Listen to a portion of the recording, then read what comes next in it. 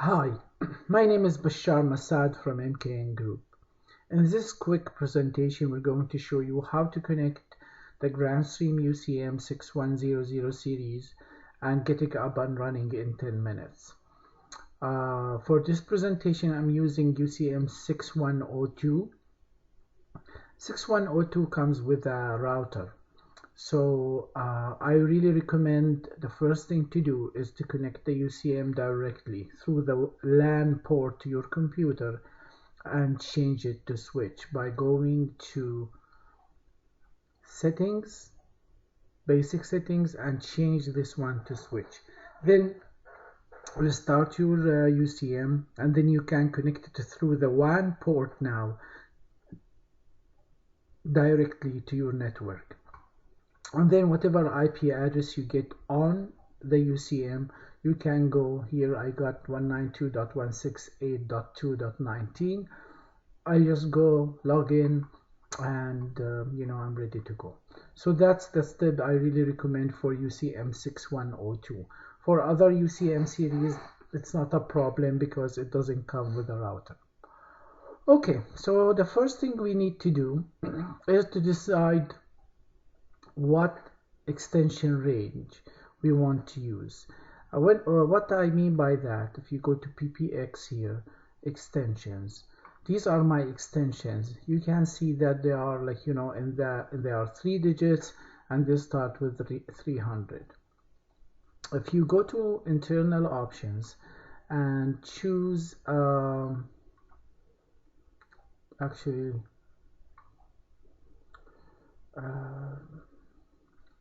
internal options, general, you choose what your user extensions range, because everything on the UCM is an extension, including the IVRs, the voicemail groups, everything.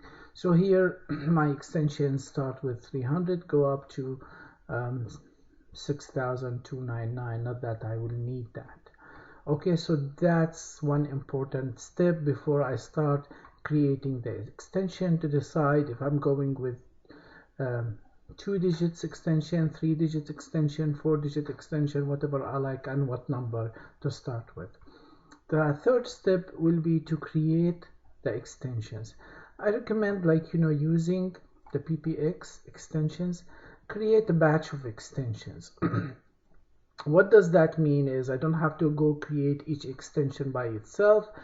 Here it starts with 321 because I already have extensions between 300 and 320. Create how many number of extensions. If you have 5 users, 10 users, decide if you want to enable voicemails for them, what kind of permission you want for these extensions, and actually as a startup, to get up and running in 10 minutes, you can use the defaults, whatever is here, and hit create users, and extension 321 to 324 will be created in this case. I'm going to cancel because I have already created my extensions. So the fourth step will be connect the phones to the same network, restart the phones, just make sure that they're fresh start. And by the way, I recommend that for the PBX and for the phones to use the latest firmware always, to upgrade the firmware. So after your phone start, give it a minute or two. If you go to the zero config here, this is a very useful feature if you are using Grandstream phones with the Grandstream PBX. What's going to happen is it will find all the phones that are connected to the same network, and it's really easy just to go, let's say for example, this is GXP 1450. If you hit edit here, you just go and assign to each account of the phone which extension you want to assign to. So for example, I'm assigning account 1 extension 304. I can account 2, give it 316 if I want, whatever I like. Always make sure after you and this message was to notify the phone to accept the new configuration, and always remember apply changes, so these changes will be reflected in the PBX. and also after a while you're gonna see your phone already accepted that extensions you have chosen. So you can do that for all the phones you find here on zero config. If for any reason you do not see your phone here, there is the auto discover tool, and you can tell, like, which IP address. If you want to scan all the IP addresses in your network, you can put 255 here. It's going to take a while, but it's going to find all the Grandstream phones and cameras in this network. I'm going to cancel right now because we already have found, like, all the phones.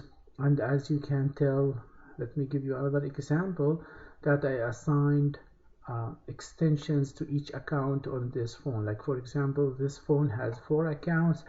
I've only assigned extension 300 to account 1. Okay, that's important.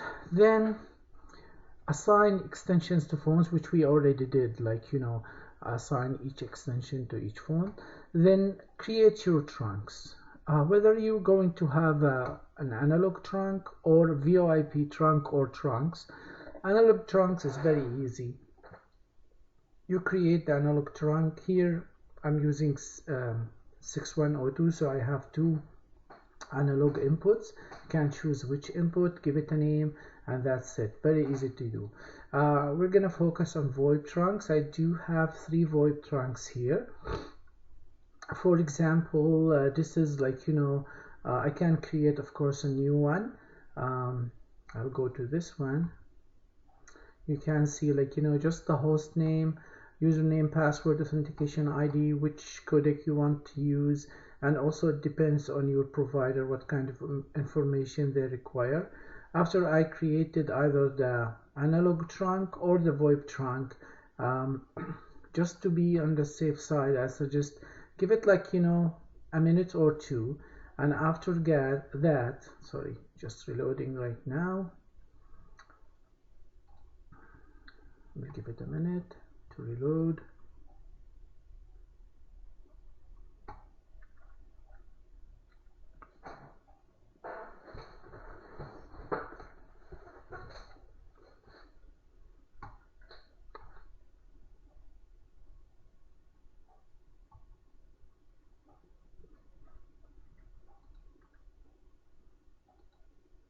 Okay, it's reloaded. So go to status, and this is very useful page. You can see that these are my VoIP trunks. They're all registered, so I know we're good. These are my extensions. I can see they're, like, from 300 to 310 are connected to the PBX. They're in green. I can see that my LAN port is connected, and I can see that I'm using one of the FXS ports on my PBX. But anyway, because we're gonna finish everything in 2 minutes. Next step, which most of the people will forget, I think they're ready. You are not ready yet. There are 2 more important steps: the inbound routes and the outbound routes. So the first, let's create our inbound routes, and that will handle the incoming call. So let's take this trunk, for example, and as you see here, let me edit it. I have created an inbound route, and